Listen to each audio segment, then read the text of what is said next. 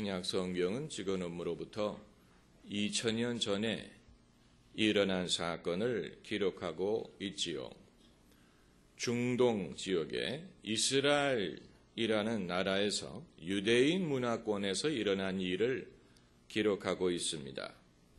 그럼에도 불구하고 2000년이 지난 대한민국 사람이 이 신약 성경을 읽을 때 우리는 어떤 문화의 장벽이라든가 정서의 차이를 느끼지 않습니다. 왜냐하면 어느 나라든 어느 시대에 사는 사람이든 보편적으로 공감하고 이해할 수 있는 내용이 여기에 기록이 되어 있기 때문입니다. 사람 사는 일은 어디든 마찬가지 아니냐 이렇게 말한다면 대답할 말이 없지만 다만 성경 말씀은 어떤 특별한 문화적인 가치라든가 개인의 의견이라든가 이례적인 경험을 말하고자 한 게 아니고 모든 사람에게 주시는 하나님의 말씀을 기록했다고 보는 것이 옳습니다. 그렇기 때문에 의도적인 면에서도 모든 사람에게 주시는 하나님의 말씀을 기록하기 위하여 기록된 책이고 읽는 사람의 입장에서도 이것은 모든 사람에게 주시는 하나님의 말씀이다라는 결론을 경험적으로 내릴 수가 있는 것입니다. 그래서 성경을 읽는 우리의 입장에서 여기에 담겨져 있는 하나님의 말씀을 발견하기 위해서는 표면적인 문화의 옷을 꿰뚫고 여기에 담겨진 모든 사람들이 보편적으로 경험할 수 있는 상황을 읽을 수 있어야 됩니다. 그럴 때 내게 해당하는 우리 모두에게 해당하는 하나님의 진리를 발견할 수 있다는 것입니다. 그러기 위해서는 성경 말씀을 묵상하고 또 성경 말씀을 오늘날 나의 상황에 비추어서 상상을 해보는 것이 도움이 됩니다. 왜 이렇게 했을까? 그때의 입장이 어땠을까? 그때의 사람들은 무엇을 느꼈을까? 분위기가 어떠했을까? 이것이 결코 어떤 이례적인 남의 나라, 남의 문화권에서 일어날 수 있는 것이 아니고 오늘날 21세기 대한민국 서울에서도 얼마든지 재현될 수 있는 이야기를 담고 있다는 것을 발견하게 될 것입니다. 그래서 오늘 본문 29절을 보면은 지나가는 자들은 자기 머리를 흔들며 예수를 모욕하여 가로되 머리를 흔들었다라는 말이 나오는데 머리를 흔들었다는 말은 앞뒤로 흔들다는 말이 아니고 좌우로 흔든다는 고개를 흔든다는 얘기입니다. 이것은 그 당시 유대인의 문화를 보여주는 게 아니고 모든 사람들이 하는 것입니다. 사람들이 어떤 경우에 고개를 좌우로 흔듭니까? 위아래로 흔드는 것은 긍정, 인정, 허락 이것을 표현하는 것이지만 좌우로 흔드는 것은 부정, 또 불허, 또 부인, 또 못마땅함, 실망, 혐오, 경멸을 나타낼 때 사람은 고개를 흔듭니다. 좌우로 흔듭니다. 십자가에 달린 예수님을 보면서 사람들이 머리를 흔들었다는 말은 예수님에 대하여 실망한 것을 표현했다는 얘기입니다. 예수님에 대한 부인, 예수님에 대한 부정, 예수님에 대한 환멸을 나타냈다는 얘기입니다. 나는 저 나사렛 예수란 사람이 뭔가 훌륭한 사람일 줄 알았는데 저렇게 죄인으로 재판을 받고 매달려 있는 것을 보니 실망이다, 기대 이하다, 속된 말로 하면 꽝이다 이렇게 말할 수 있겠습니다. 이것은 뭔가 소신대로 의로움을 쫓아서 살고자 하는 사람에게는 이보다도 더 충격적이고 가슴 아프고 억울한 일은 없는 것입니다. 이건 차라리 매맞는 것은 참을 수가 있습니다. 채찍질하는 것은 차라리 맞을 수가 있고, 또 가시로 면류관을 만들어서 씌워주는 것은 참을 수 있고, 십자가에 못 박는 것도 참을 수가 있지만, 그러나 그것은 내가 이 의로운 자가 불의한 자에게 당하는 고난이기 때문에 참을 수 있다고 하더라도, 일반인들이 나의 이러한 모습을 보고 나에 대해서 실망하고 나에 대해서 환멸을 표현하는 것은, 그것은 정말로 감당하기가 어려운 고통인 것입니다. 그리고 예수님에게는 당신을 변호할 수 있는 기회조차 주어지지 않았습니다. 예수님이 십자가에 달린 채로 그 사람들에게 당신을 변호하시겠습니까? 그게 아니고, 여러분 나를 오해하지 말아라. 나는 의로운 자인데 이렇게 불의한 자들에게 억울하게 당하는 거다. 여러분 나의 진실을 알아달라. 이런 식으로 당신을 변호하신들, 그것은 말싸움밖에는 되지 않을 것이고 보기만 딱해졌을 것입니다. 그리고 억울한 이유 중에 하나는, 일반 대중의 관점에서는 예수님이 정말로 의로운 분인지 알 도리가 없습니다. 왜냐하면 재판에서 죄인으로 판결됐기 때문에 재판의 결과를 사람들이 알고 그대로 신뢰하는 것입니다. 이 여론의 힘이라는 것, 이것은 우리가 무시할 수 없습니다. 제가 아직도 기억하는 것은 초등학교 다닐 때, 초등학교 5학년 때 제가 예레배도 전교 부회장을 했었습니다. 그래서 이제 6학년이 되면 전교 회장 선거를 나가야 되는데, 저는 알고 있었습니다. 부회장으로서 저의 이 성적이, 실적이 좋지 않았기 때문에 회장으로 당선될 가능성이 희박하다는 사실을 저는 알고 있었어요. 그럼에도 안 나갈 수 없기 때문에 나갔어요. 그리고 당연히 대패했습니다. 그런데 지금까지 그 개표하는 그 시간에 그 자리에 앉아 있었는데, 이제 표를 개표하면서 점점 패배가 굳어지는 상황, 그 상황 자체도 괴롭지만, 그 당시에 과학실에서 조수로 학생들을 가르치던 형이 있었는데, 그 형이 개표하는 방에 들어와서 결과를 보더니, 역시 아무개가 당선되는구나, 이렇게 스스로 혼잣말을 하는 것을 제가 옆에서 지켜보면서 그게 저에게는 굉장한 상처가 됐습니다. 왜냐하면 그 형은 이제 학생들의 그 투표 결과를 가지고 평가를 내리는 거예요. 후보들 간의 평가를 내리면서 아무개가 역시 회장감으로 성공을 했구나, 이런 한마디 말을 하는 것을 패자의 입장에서 듣는 것은 그보다도 억울하다고 할까, 나의 나됨, 제가 어떠한 사람이라는 것을 이 한 번의 투표를 통해서 숫자를 가지고 말할 수 있는 것은 아니지 않습니까? 그때의 인기라든가,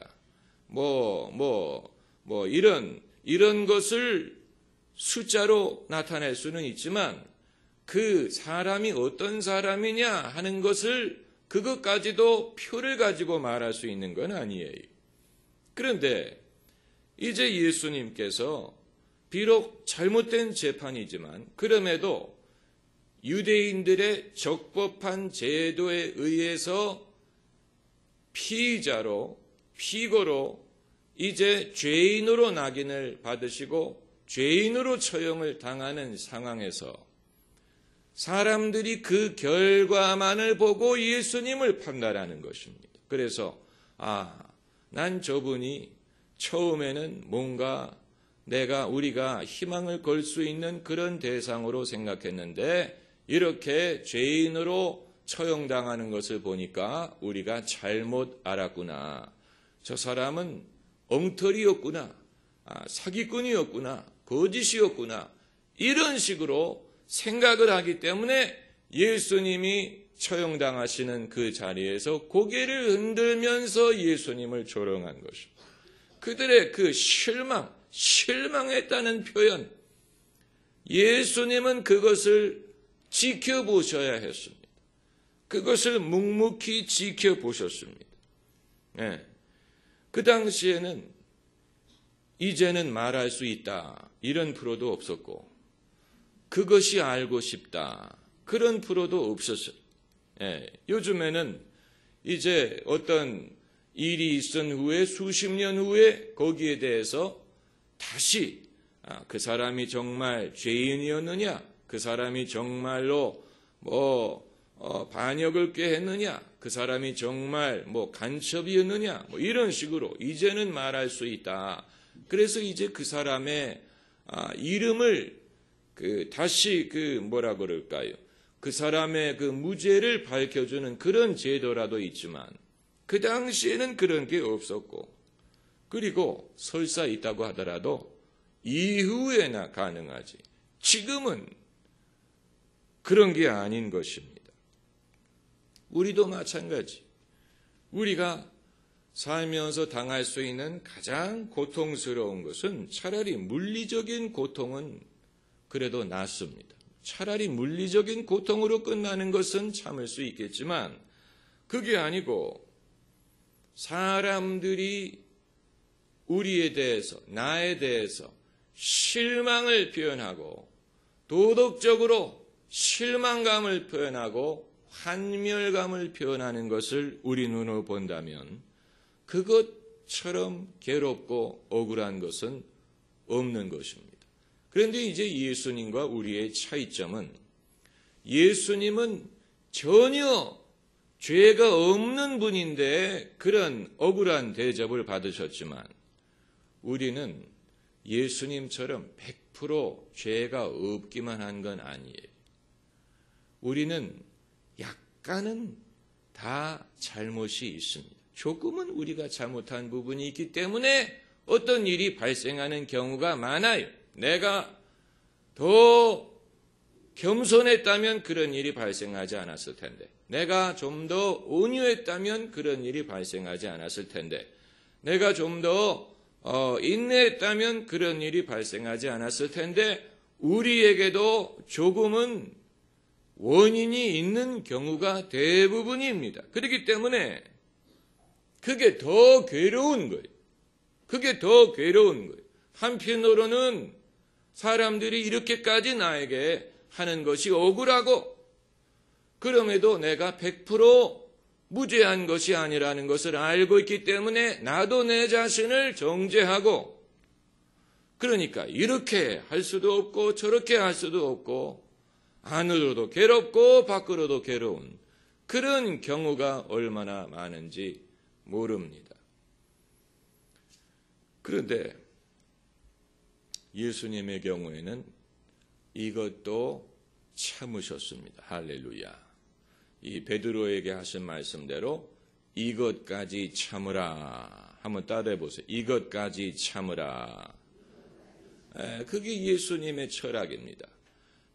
예수님이 무슨 십자가의 물리적인 고난, 채찍질 이런 것뿐만이 아니고 지나가는 사람들이 예수님에 대해서 실망감을 표현할 때의 그 굴욕감, 그 억울함, 이것까지 예수님은 참으신 것입니다.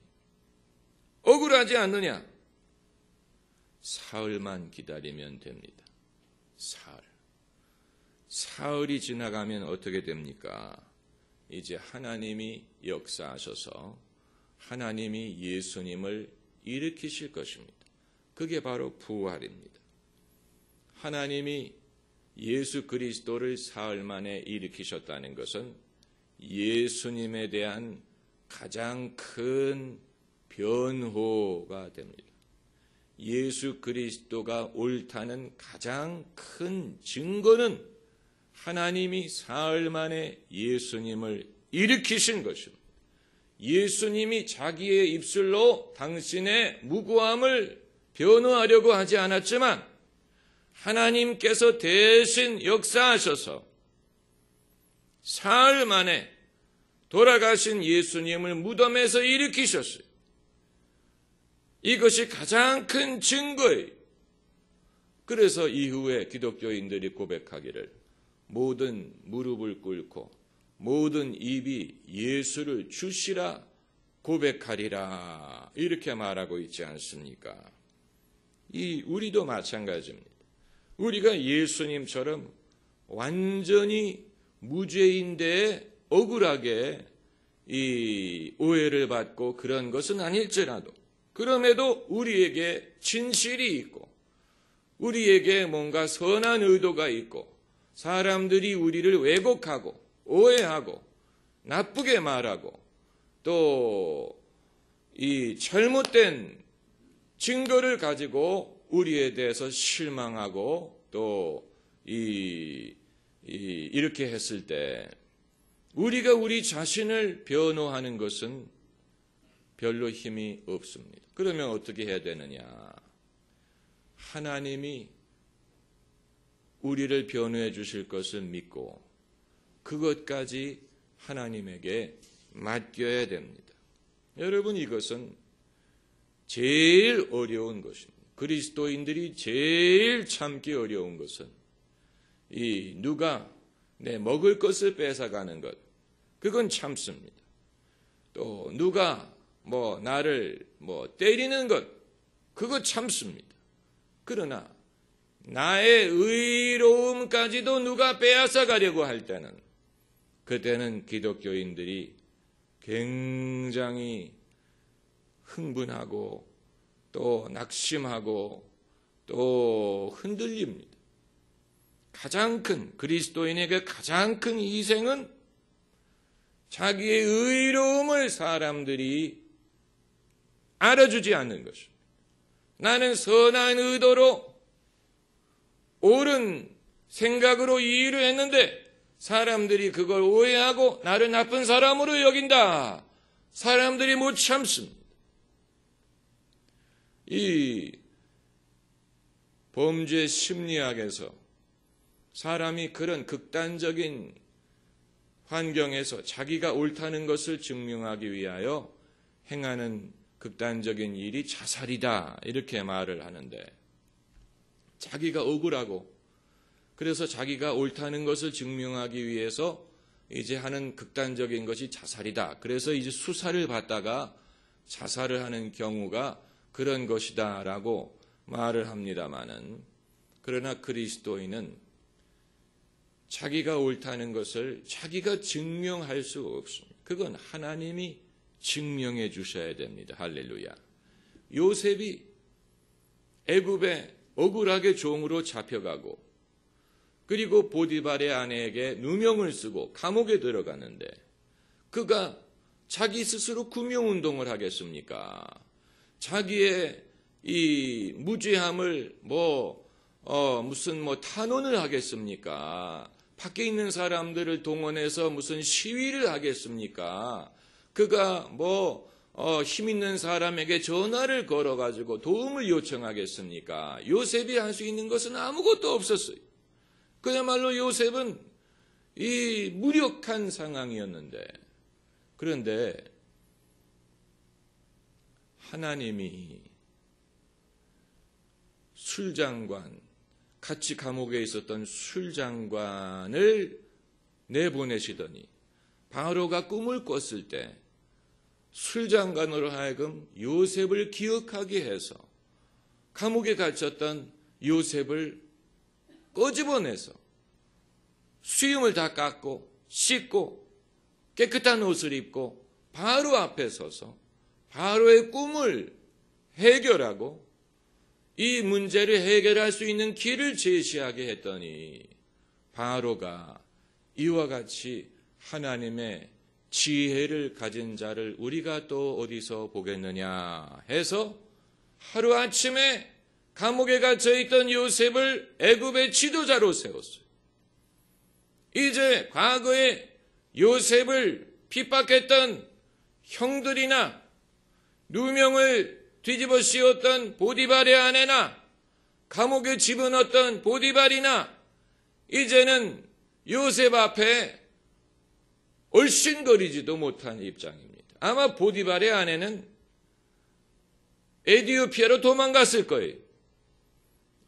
요셉이 총리 대신이 됐다. 자기가 이제는 애굽에 남아있을 수가 없지. 아마 그것만을 보고 사람들은 요셉이 옳았구나. 보디발의 아내가 도망가는 걸 보니까 이게 누명이었구나. 사람들이 그제야 알았을 것입니다.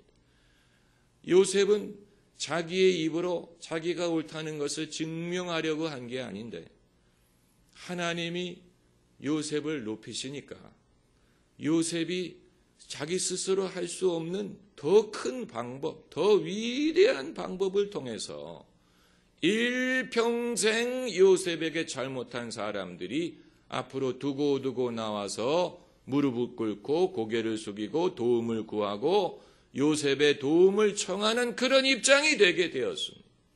나중에는 그의 형들까지도 와서 처음에는 요셉인 줄 모르고 고개를 숙였지만 나중에 요셉이라는 사실을 알고는 더 어려워했죠.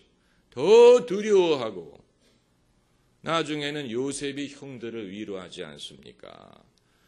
염려하지 마소서. 나를 이곳에 보내신 것은 당신들이 아니라 하나님이라. 하나님이 큰 구원으로 당신들을 구원하기 위하여 나를 먼저 애굽에 보냈나이다. 이런 식으로 요셉이 그들을 위로하고 괜찮다고 용서하고 넘어갈 수 있었죠. 여러분, 이것은 예수님의 승리에 대한 예수님의 승리의 예표요. 모든 믿음의 사람의 승리의 예표가 되는 것입니다. 믿음의 사람도 오해받고 억울하고 사람들이 그에 대해서 실망하고 돌을 던질 때가 있습니다.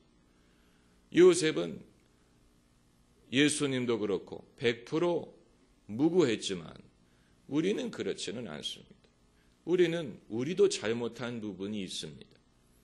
그렇기 때문에 우리는 억울하긴 억울한데 그렇다고 마음 놓고 우리의 이 무죄를 항변할 수도 없는 아주 난처한 그런 입장에 있을 때가 많이 있습니다만은 그럼에도 불구하고 공정한 판단을 내리시고 원수 갚는 일이 내게 있다 말씀하시고 또 최후 심판을 하나님이 행하시고 산자와 죽은 자와 양과 염소를 나누는 것처럼 옳고 그른 자를 나누시는 분은 하나님이십니다. 하나님이 나에게 하나님이 인정할 만한 의로움이 있다면 하나님이 기억하실 만한 바른 것이 나에게 있다면 하나님이 그것을 기억하시고 그것을 반드시 나타내 주실 것을 우리는 믿어야 됩니다. 왜냐하면 하나님은 공의로우시고 또 하나님은 자비로우시고 우리가 그러한 상황에서 하나님을 신뢰하고 하나님의 판단을 신뢰한다면 하나님은 반드시 바른 심판을 내리시고 당신의 의로운 사람이 옳다는 것을 증명하실 것입니다. 기도하십시다.